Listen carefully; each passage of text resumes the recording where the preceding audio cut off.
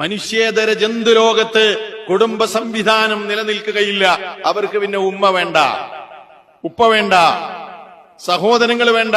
എല്ലാവരും ഒറ്റയ്ക്ക് ഭക്ഷണം തേടി അവരലഞ്ഞ്, അതല്ലെങ്കിൽ അവരുടേതായ ആവാസ വ്യവസ്ഥയിൽ ആ ലോകത്ത് അവർ ജീവിച്ചുകൊണ്ടിരിക്കും.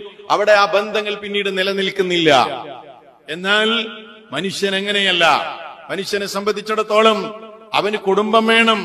അവന് ഉമ്മയുടെയും ഉപ്പയുടെയും ഒക്കെ സംരക്ഷണവും സാന്നിധ്യവും ഒരു പ്രത്യേക കാലഘട്ടത്തിൽ മാത്രം പോരാ, ദീർഘകാലം അത് ആവശ്യമാണ്. ദീർഘകാലം അവന് സാന്നിധ്യം ആവശ്യമാണ്, സംരക്ഷണം ആവശ്യമാണ്. അങ്ങനെ നല്ലൊരു ഉമ്മയുടെ തണലിൽ വളർന്നെങ്കിലേ നല്ല സംസ്കാര സമ്പന്നനായ ഒരു മനുഷ്യനായി വളരാൻ കഴിയൂ. നല്ല ഉമ്മല്ലെങ്കിൽ, അതല്ലെങ്കിൽ നല്ലൊരു രക്ഷിതാവിന്റെ അധ്യാപനവും നിർദ്ദേശവും തെർബിയത്തും കിട്ടാതെ വളർന്ന കുട്ടികൾ സമൂഹത്തിൽ ക്രിമിനലുകളായി മാറുന്നു, സമൂഹത്തിൽ വഴിവിട്ട ജീവിതം നയിക്കുന്നു.